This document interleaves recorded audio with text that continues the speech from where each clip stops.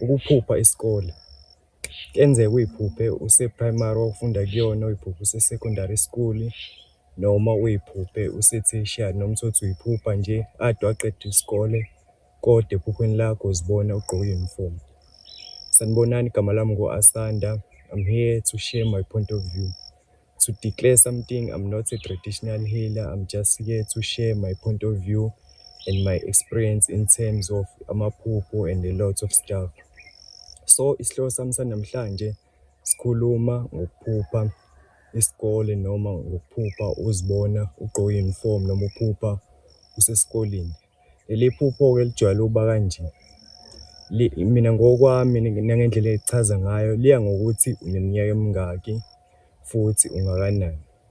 Ngizoqala nje ngesayidi elihle ngoba kunesayidi elihle nesayidi elimbi. Isayidi lokuqala, ngizoqala ngaleli sayidi elihle. If ever umuntu mhlawumbe usafunda e-primary, usemncane nje usafunda e-primary, mhlawumbe la ko-8 years, 10 years.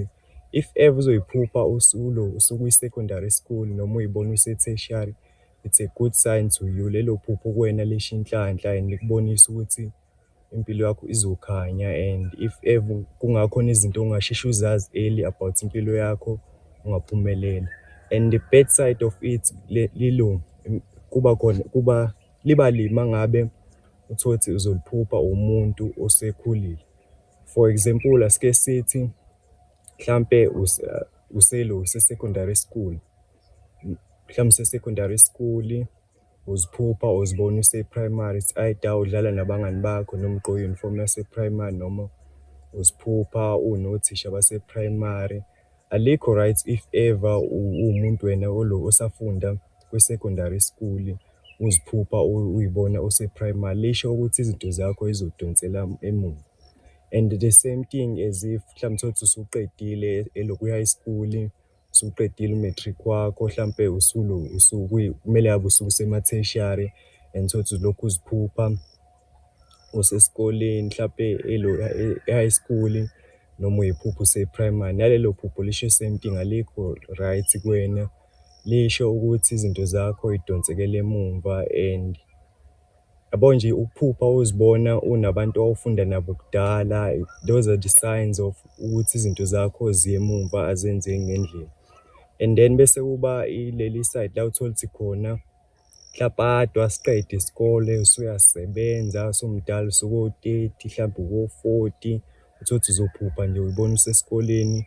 Nakhona lisho the same thing, but you are lucky if ever uzoliphupha, cause lisho the same thing, lisho yona into embi ukuthi izinto zakho ziye emumva. And there's a lot of things ongazazi ngempilo yakho, kumele uzifunde, uzazi, uzilungise, izinto ingakuhambela kahle mase kube kanjalo. Cause if ever utholukuthi ade wasiqeda isikole, uziphupha usesikoleni, mhlampe uyafunda ugqoke i-uniform, but in real life usesigabeni sokuthi mhlawumbe kumele abe uyasebenza, ushadile, uhleli ney'ngane zakho, alikho right lelo phupho. Lisho kuwena ukuthi funda izinto ngempilo yakho, ulungise izinto ngempilo yakho. Wena umuntu onobuhlakani noma kumele abe khona iy'nto ey'nkulu ozenzayo, kuwukuthi ngesimo sokuthi awazi lutho ngempilo yakho, noma ulwazi luncane ngendlela odalwe ngayo noma ngendlela oyiyona, izinto zakho yidonselekele emumva and ayihambi kahle. Lelo phupho nje uma ngabe uyiphupha uyibona usesikoleni ugqoke i-uniform ade waqeda isikole, libi.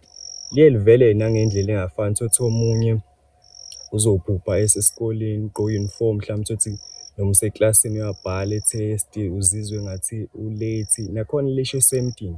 But if ever uzotholukuthi uhleli nje eklasini, mhlampe noma ngisho athi usukhulile uhleli eklasini, mhlampe kuqhamuka umuntu ekupha imali, lisho same thing. Lisho nje incazelo efanayo nale engizama ukuchazela, nokuthi mase kuthiwa uyafunda izinto ngempilo yakho uyayilungisa, ungaba khona izinto eziyinhlanhla empilweni yakho noma kube khona ukukhanya. Cause usually if ever utholukuthi uzophupha lamaphupho, izinto zisuke zingahambi kahle futhi zisuke zinzima.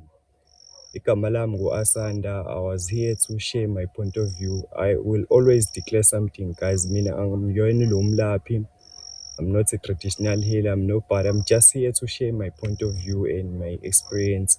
Akukho okunye, akusoze kube khona isikhathi la ngithi khona nayi inamba yami, angihlola, angenzi lutho. I'm just here to share my point of view, and I've seen that kunabantu aba-against lokho, but I will never stop to share my point of view because it's also my right. Thank you.